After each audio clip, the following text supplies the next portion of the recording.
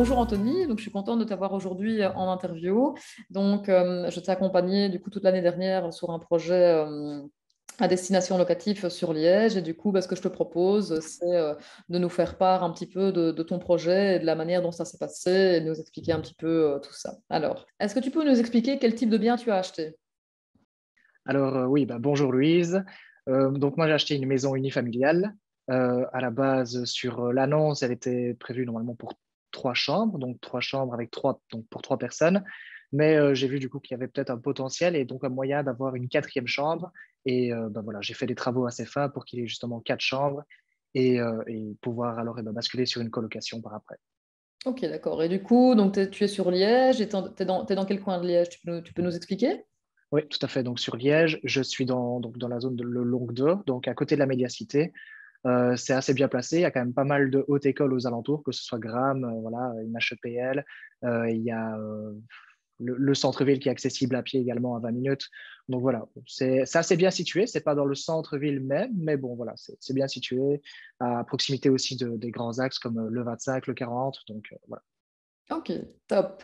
Alors, du coup, est-ce que tu peux nous dire qu'est-ce qui t'avait décidé à l'époque à prendre un coaching avec Real Estate in Belgium? Alors, en fait, je ne connaissais pas grand-chose dans l'immobilier et encore moins dans l'immobilier locatif. Et je voyais beaucoup sur Internet qu'il fallait se former, etc. Donc, voilà. Je me suis dit aussi, il faut que je me forme, il faut que j'essaie d'en savoir un petit peu plus là-dessus. Et voilà, surtout se former avant d'agir, je trouve que c'est assez important et ainsi éviter aussi de commettre des erreurs, des bêtes erreurs qui peuvent parfois coûter des milliers d'euros. Et voilà, j'ai d'ailleurs été très, très content de l'accompagnement que j'ai eu et de la formation aussi. Et je pense que voilà, j'ai eu énormément enfin, de connaissances que j'ai acquises et qui me permettront aussi d'éviter des erreurs pour ce projet-ci et aussi pour les projets à venir. Ok, c'est top et ça fait plaisir à entendre en tout cas. Alors, au niveau de la maison, est-ce que tu peux nous expliquer un petit peu quel type de travaux tu as effectué, le bilan de tes travaux et éventuellement si tu as des conseils à donner aux personnes qui nous suivent? Oui, donc au niveau des travaux, moi j'ai rénové quand même pas mal avec l'aide de mes amis ou de ma famille qui m'ont aidé sur beaucoup de postes. Il y a eu quoi? Il y a eu la réalisation d'une cloison, notamment pour faire donc une quatrième chambre, comme je l'avais dit. J'ai dû abattre des petits murs, donc voilà, enlever les gravats, etc., aller au container, tout ça, c'est quand même du travail et on n'y pense pas toujours, mais voilà, ça fait quand même du travail. Il y a aussi la rénovation de la cuisine, la rénovation de la salle de bain. On a été assez complémentaires avec un entrepreneur au niveau des sanitaires où voilà, d'un côté, il faisait tout ce qui était tuyauterie, etc. Il essayait de décaler un petit peu les arrivées d'eau, les sorties d'eau. Et moi, j'étais plus là pour faire la cloison, pour mettre les plaques d'OSB, etc. Donc, plutôt par achèvement. Qu'est-ce qu'il y a eu d'autre? Il y a évidemment la peinture, le montage des meubles, voilà, un petit peu de rénovation au niveau des fenêtres, etc. Donc ça, c'est ce que moi j'ai fait. Donc j'ai un petit peu chipoté à beaucoup de postes finalement. Et j'ai fait venir aussi des entrepreneurs. Donc les entrepreneurs, il y a eu un électricien pour la remise en conformité. Il y a eu un chauffagiste parce que j'ai décidé de basculer, de remplacer la chaudière au mazout par une chaudière à gaz pour voilà, plus de tranquillité. Mhm. Euh, il y a également un plombier, donc comme j'ai dit, pour les sanitaires qui m'a aidé à faire pas mal de choses. Et donc voilà. En fait, au niveau, si je peux donner peut-être un conseil, moi personnellement, j'ai adoré faire les travaux, j'ai appris énormément en faisant et je trouve ça très enrichissant. Et donc, le conseil que je pourrais donner, ce serait éventuellement, voilà, si vous avez le temps et si voilà, vous avez envie de faire les travaux et vous savez faire quelque chose, il faut les faire, il ne faut pas hésiter. Et si jamais vous avez des peurs, etc., alors il ne faut pas hésiter à faire intervenir des professionnels. Ils feront ça très bien. Ils pourront également avoir les produits avec une TVA moindre, ce sera de leurs frais, etc. Donc voilà, je pense que c'est le conseil que je peux donner, mais le plus important, c'est aussi de budgétiser ces travaux. Donc voilà, si Mhm. jamais il y a enfin, on veut faire intervenir un professionnel, il faut savoir que ça va coûter plus cher que si on le fait soi-même. Ça peut être mieux réalisé, peut-être aussi du plus long terme. Donc tout ça, voilà, ça se calcule. Il faut bien le budgétiser. Ouais, c'est clair. Écoute, merci pour ton retour du coup. Et moi, ce que j'ai bien aimé dans ton profil à l'époque, quand on avait démarré le projet et qu'on avait choisi du coup cette maison ensemble, c'est que tu voulais être vraiment très très impliqué dans les travaux. Tu n'étais pas spécialement manuel au départ et donc, mais tu avais vraiment eu la volonté d'apprendre en fait. Et donc, je me souviens que tu avais lancé pas mal d'annonces. À l'époque, ça s'appelait List Minute. Maintenant, c'est passé en Ring Twice. Et Tout du coup, à je me fait. Ouais. souviens que tu avais fait beaucoup de demandes en expliquant le projet, en disant que tu voulais vraiment aider la personne à réaliser une partie des travaux. Et du coup, je pense que c'est aussi comme ça que tu as réussi à beaucoup apprendre sur le terrain. Ça a bien fonctionné du coup en cherchant tes corps de métier qui, du coup, il y a beaucoup de corps de métier qui sont professionnels et qui t'ont répondu via cette plateforme aussi. On n'y pense pas forcément. Oui, c'est ça. Donc, en fait, ce qui est sympa, c'est qu'on met l'annonce et c'est pas moi qui dois aller vers les entrepreneurs. Ce sont eux qui viennent vers moi et qui, voilà, postulent un petit peu. Ils viennent, ils font des devis. Et si on est intéressé, s'il y a une bonne relation, on a un beau contact, on a un bon feeling, et ben voilà, alors on est parti avec eux. Voilà, j'avais eu aussi une mauvaise surprise avec quelqu'un qui finalement n'a pas su faire les travaux, mais voilà, c'est pour des raisons de santé, pour des raisons personnelles, on va dire. Mais voilà, c'est un petit peu l'avantage, c'est que je ne dois pas aller vers eux et ils n'ont pas forcément non plus énormément de clients, donc on n'est pas Mhm. sur liste d'attente. Ils sont prêts à intervenir assez vite, je veux dire presque dans le mois, ils sont prêts à réaliser les travaux. Donc le temps qu'il y ait des démarches administratives avec chez le notaire, etc., durant Mhm. l'achat, ben, on a le temps un petit peu de fixer les premiers rendez-vous et entreprendre les travaux au plus vite. Oui, c'est clair, quoi. C'est vrai que, enfin voilà, et du coup, comme tu es quand même tombé sur plusieurs personnes avec déjà des sociétés, enfin, potentiellement, en tout cas, soit des sociétés, soit des activités complémentaires, il y avait de toute façon tout ce qui était facture et assurance derrière qui était prise et qui permettait aussi d'avoir des remboursements au niveau de ton crédit hypothécaire, parce que ça, évidemment, c'est très important de pouvoir financer les travaux. Finalement, le plus Mhm. gros des travaux sur base de facture, c'est quand même un bel effet de levier pour pouvoir apporter de la plus-value dans le bien. Ok, mais c'est un chouette retour d'expérience. Et ce qui est bien, c'est que c'est pas du tout un retour qu'on entend régulièrement. Donc moi, je pousse beaucoup en fait les personnes à essayer de faire une partie des travaux eux-mêmes, au moins au niveau du démontage et au moins au niveau de la peinture, parce que c'est vraiment des postes où on peut gagner beaucoup, beaucoup, beaucoup d'argent. C'est vrai que toi, tu as été du coup un step au-dessus et ça fait plaisir de voir que bah oui, ok, tes travaux, ils ont peut-être duré un peu plus longtemps qu'une équipe d'entrepreneurs général, j'ai envie de dire, mais finalement, bah, ça s'est bien terminé. Toi, finalement, tu as gagné en compétences et les compétences que tu as acquises, bah, tu les auras à vie finalement. Donc, c'est vraiment top, quoi. Alors, du coup, est-ce que tu peux nous dire déjà quel était le budget des travaux pour combien tu en as eu au niveau des travaux? Donc en fait, j'avais demandé à la banque une enveloppe de 30 000 euros pour les travaux et j'en ai eu pour 30 000 euros, enfin peut-être un petit peu moins, entre 25 et 30 000, on va arrondir à 30 000 euros. Donc j'ai bien respecté au niveau budget de travaux, j'ai bien respecté ce qui était annoncé et du coup voilà. Ouais. Ok, top. Alors, du coup, au niveau du financement, est-ce que tu peux nous parler un petit peu du financement et nous expliquer ce que tu as obtenu, dans quelle banque, à quel taux et à quel moment tu as eu ton crédit? Parce qu'on sait que bah, voilà, à l'heure actuelle, on a entendu parler de la hausse des taux, mais du coup, bah, toi, tu es arrivé donc l'année dernière, les taux étaient un peu plus bas. Mais ceci dit, ça ne, voilà, allez, ça peut ne pas créer de difficultés par rapport à la rentabilité du projet, quoi. Donc, explique-nous un petit peu au niveau du Mhm. financement. Alors je suis allé voir plusieurs banques pour essayer d'obtenir un crédit, enfin un taux à 100%. Euh, oui, un crédit à 100%. Et voilà, toutes les banques ne m'ont pas dit oui, certaines ne voulaient pas, ils voulaient aussi certaines garanties. Donc voilà, tout ça, j'ai essayé de le démontrer avec un dossier assez solide au niveau de la banque. Finalement, j'ai réussi à avoir une quotité de 100%, donc un emprunt à 100%, avec un taux de 1,53, il me semble. Donc ça, c'est super au niveau des taux. Je suis tombé au bon moment, on va dire, surtout pour un emprunt à 100%. Et voilà. Et le fait d'avoir aussi un emprunt à 100% me permet, au cas où j'ai un pépin, un imprévu, de garder quand même, de me sécuriser, d'avoir toujours de l'argent de côté et de pouvoir aussi mettre moi-même de ma poche au cas où il y aurait un problème voilà, quelconque. Ok, top. Bah, écoute, du coup, merci pour ton tour. Et alors, est-ce que tu as obtenu aussi un différé de paiement par rapport à tes travaux, éventuellement aussi par rapport au capital? Oui, exactement. J'ai donc à différer, j'ai une franchise en capital. Mm. Ça me permet ici, pour les premières années en tout cas, de payer uniquement les intérêts. Et Mhm. donc, voilà, pendant le moment où je vais louer, ou là maintenant c'est déjà en location, je peux évidemment mettre un peu plus de côté, épargner un petit peu plus, voilà, pour soit réinvestir ou voilà, encore une fois, m'assurer un matelas de sécurité, entre guillemets, au cas où il y aurait un imprévu, un problème. Ok, bah c'est top. Du coup, ça te permet vraiment de pouvoir rééconomiser au maximum et c'est tout ce qu'on recommande du coup voilà, dans l'accompagnement. Alors du coup, Anthony, à la fin de tes travaux, tu as eu envie de tester une nouvelle forme de location sans passer par la colocation au départ et donc tu as voulu tester le projet sur Airbnb. Est-ce que tu peux nous donner un retour d'expérience par rapport à ça? Parce que c'est vrai que moi, j'ai découvert l'annonce il y a peu. J'ai vraiment vu que tu avais réalisé un bijou du coup par rapport à ton investissement de départ. Est-ce que tu peux nous parler un petit peu de ton expérience de quelques mois ici sur Airbnb, la manière dont ça s'est déroulé au niveau des locations? Pourquoi est-ce que tu as décidé aussi de louer en Airbnb plutôt qu'en colocation dès la fin de tes travaux? Voilà, explique-nous un petit peu comment on est arrivé là. Oui, donc je me suis d'abord lancé sur Airbnb parce que voilà, j'avais toujours envie de pouvoir aller au niveau du logement et réaliser quelques travaux s'il y avait encore à faire. Je n'étais pas encore sûr à 100% de pouvoir le louer entièrement sur toute une année. Mhm. Et en plus de ça, il y avait la période creuse qui allait venir. Je voulais louer à partir de septembre en colocation. Donc je me suis dit, de maintenant à la fin des travaux, donc on était plus ou moins en avril, jusqu'à septembre, voilà, je vais essayer de le louer par Airbnb. J'avais entendu beaucoup parler de ça. Donc, voilà, je me suis lancé sur Airbnb pour ces raisons-là. Et à partir de septembre, je le mettrai certainement en colocation. Donc. Et donc, au niveau de la plateforme Airbnb, pour l'instant, je génère environ 1 300 € par mois de revenus. Alors, ce n'est pas du cash net dans ma poche, c'est vraiment ce que je génère.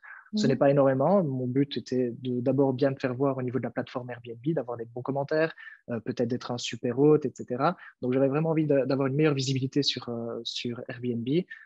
C'est pour ça que je mettais du coup un prix assez attractif en fait, hein. Je peux accueillir Ouais. jusqu'à 8 voyageurs actuellement. Donc, pour 8 voyageurs, je proposais une nuit à 105 € avec des réductions dès qu'on réservait pour plus d'une semaine, etc. Donc, finalement, voilà, ce n'est pas beaucoup de rentrées pour moi, mais ça me permettait d'avoir des bons commentaires derrière, un très bon rapport qualité-prix notamment.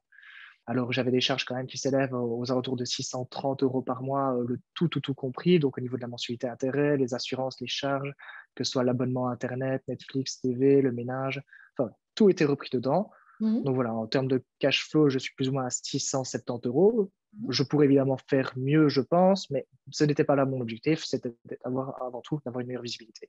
Oui, c'est clair. Mais c'est vrai que Euh, depuis la dernière fois qu'on en avait discuté, j'ai vu que au départ, les chambres étaient à 105 euros. Et puis quand on en a discuté, je vois que tu as relevé maintenant et tu passes à 155 exact. euros la nuit. Donc ça, Oui.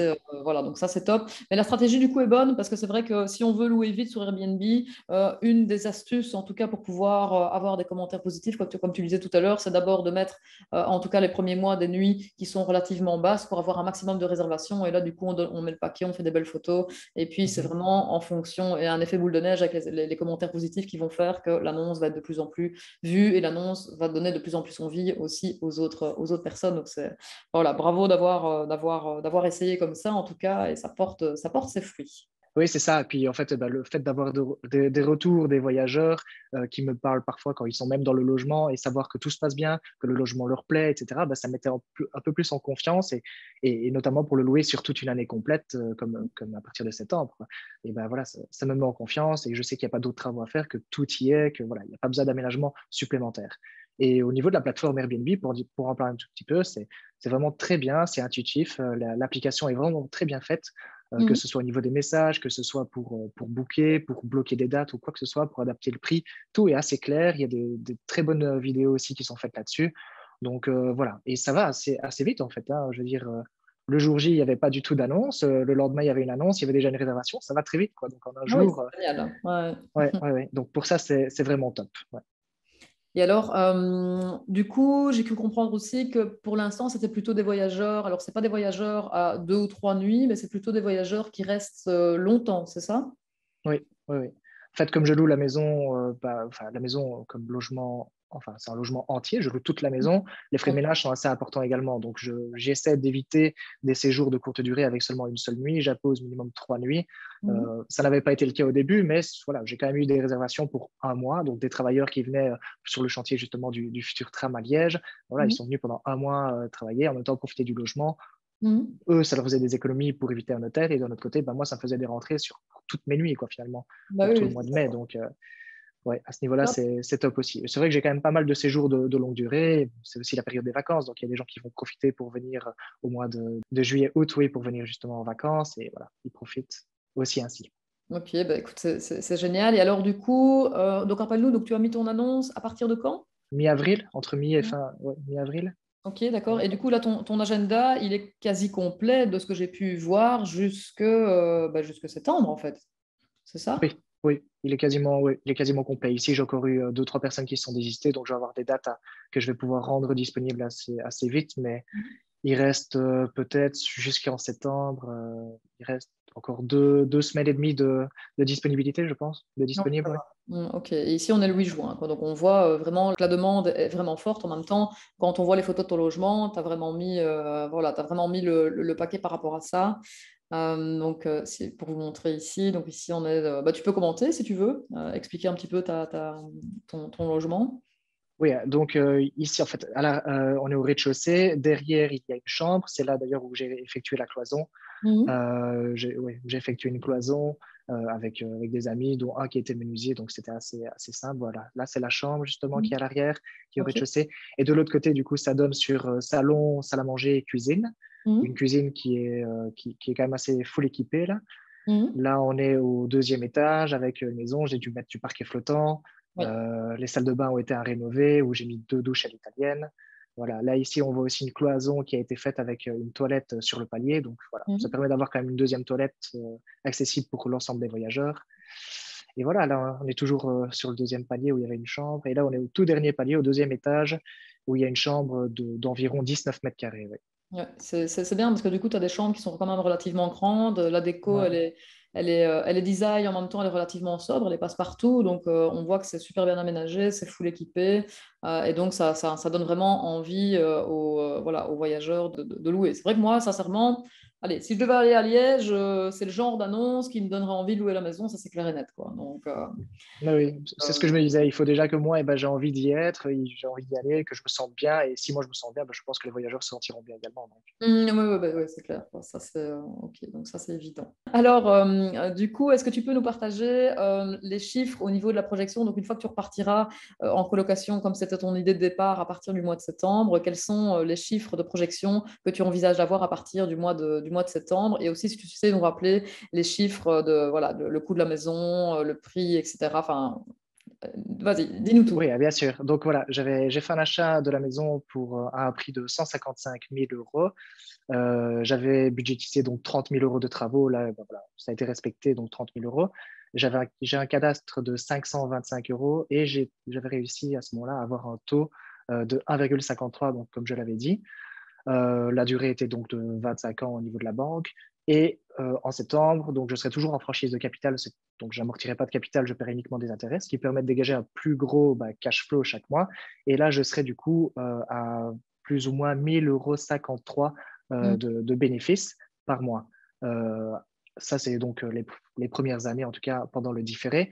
Après cela, quand j'amortirai le capital et que je serai en remboursement complet du coup de toute ma mensualité, je serai à 546 euros environ. Donc, Ok, voilà. bah c'est top, franchement, c'est des super chiffres, d'autant que bah voilà, Liège, les prix ont bien augmenté au niveau allez, des bâtiments.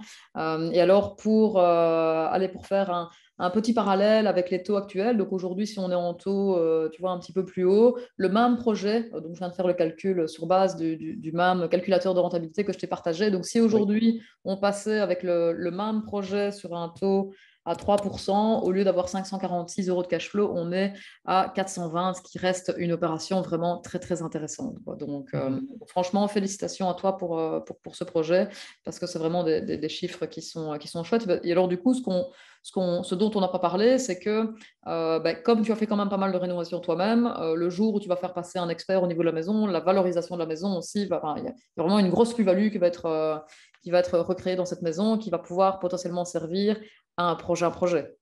Oui, tout à fait. Oui. C'est ça l'avantage et c'est ce que je compte également faire, donc faire venir un expert sur les lieux pour voilà, qu'il puisse estimer le bien. À mon avis, ça aura pris quand même un peu plus de valeur que ce que ça m'a coûté au niveau des travaux, ce qui me Mhm. permettra du coup aussi, ce sera notamment un levier que j'ai vu dans la formation et qui me permettra aussi d'enchaîner. Ouais, c'est top. Et alors, du coup, on me souffle l'oreillette que tu aurais déjà posé quelques questions pour ton prochain projet. Oui, oui, tout à fait. Ok, donc Oui, donc voilà. tu sembles être piqué par le virus de l'investisseur, c'est top. Ben oui, oui, j'aimerais vraiment bien ça et voilà, j'ai envie de me diversifier, que ce soit donc voilà, ici j'ai commencé avec une colocation, ben voilà, peut-être faire un achat d'un appartement avec deux chambres pour me diversifier un petit peu.